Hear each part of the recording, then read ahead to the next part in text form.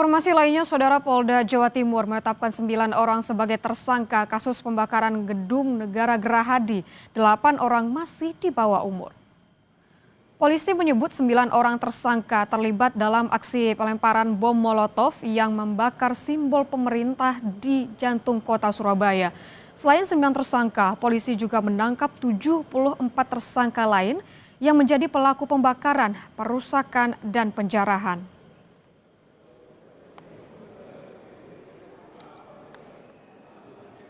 Berperan dalam membuat bom Molotov sebanyak 5 buah. Jadi ada 5 buah bom Molotov yang dibuat oleh pelaku bersama 4 tersangka yang masih di bawah umur. AIP ini juga berdasarkan hasil pemeriksaan diduga sebagai eksekutor pelemparan bom Molotov ke arah gedung Negara Gerahadi. Saudara, sebelumnya 5 September lalu, polisi menetapkan 29 tersangka kasus kerusuhan yang berujung pada perusakan, pembakaran, dan penjarahan di gedung DPRD Kota Makassar dan DPRD Sulawesi Selatan. Dari 29 tersangka, 14 tersangka merupakan pelaku perusakan di DPRD Sulawesi Selatan dan 15 tersangka merupakan pelaku perusakan DPRD Makassar.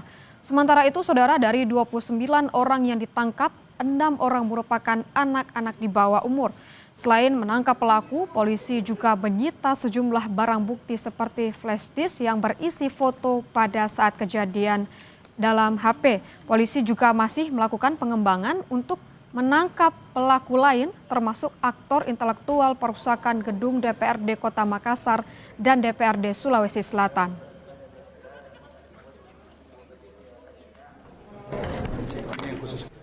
Ada flash disk yang isinya semua rekaman CCTV dan juga kita menganalisa dari semua media sosial yang waktu itu sedang live. Polisi masih melakukan pendalaman apakah ada aktor intelektualnya dan siapa orangnya. Nah, ini masih terus dilakukan penyelidikan.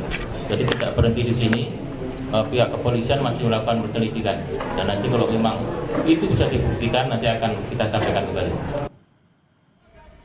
Pada 5 September lalu juga di Jakarta, Saudara, Satreskrim Polres Metro Jakarta Utara menangkap 70 orang pelaku penyerangan kantor Polres Metro Jakarta Utara pada Sabtu malam. Setelah diperiksa secara intensif, 66 orang ditetapkan sebagai tersangka. Tersangka berperan melempari petugas dengan benda tumpul dan petasan, serta merusak sejumlah fasilitas kantor Polres Metro Jakarta Utara. Kapolres Metro Jakarta Utara, Kombes Erik Frendris, menegaskan pelaku bukan demonstran tetapi perusuh.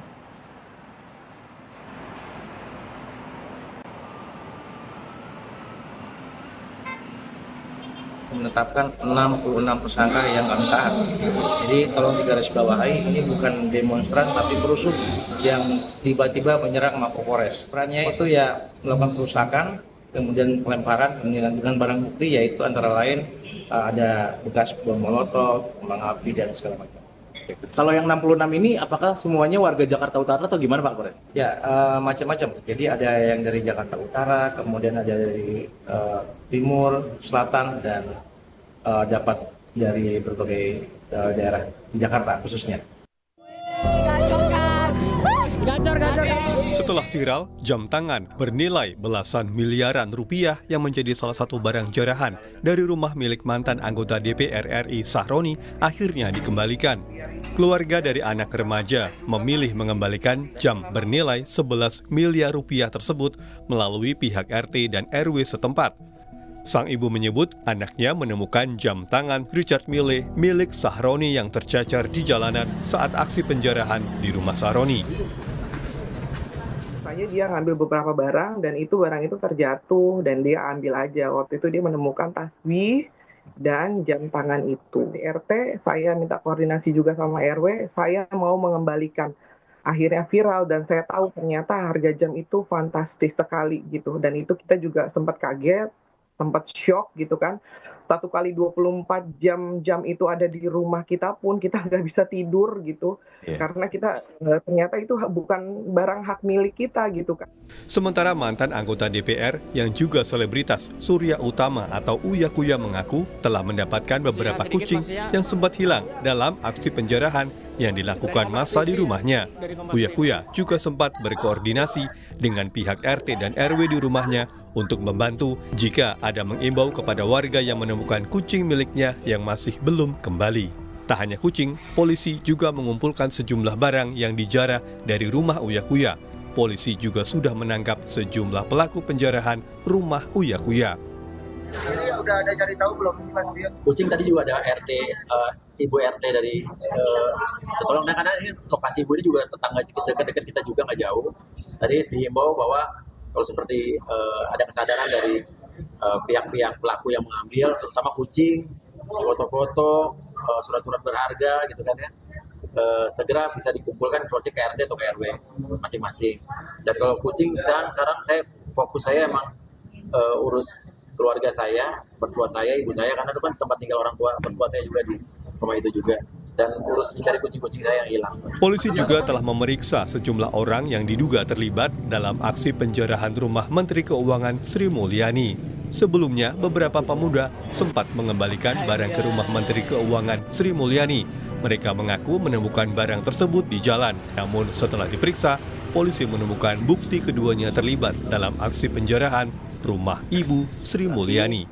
Yang mengaku menemukan barang hasil curian yang dilakukan di kediaman Bu Menteri. Dan dia bercerita bahwa barang itu ditemukan yang kececer di pinggir jalan. Sambil kita mengecek-ngecek video yang viral, sehingga ternyata ada foto mereka berdua. Artinya kedua orang ini tertangkap layar ikut terlibat dalam proses penjarahan malam itu Bang ya? Ya, hasil pemeriksaan yang dilakukan oleh Reskrim pada saat itu memang terbukti ada video yang beredar. Sementara di Kediri, polisi terus mengimbau agar warga mengembalikan sejumlah barang jarahan yang diambil dari Pemkab Kediri, gedung DPRD, hingga Museum Bagawanta Bari. Sejumlah barang jarahan sudah dikembalikan warga, namun sejumlah artefak bersejarah dari Museum Bagawanta Bari masih belum ditemukan. Tim Liputan Kompas TV.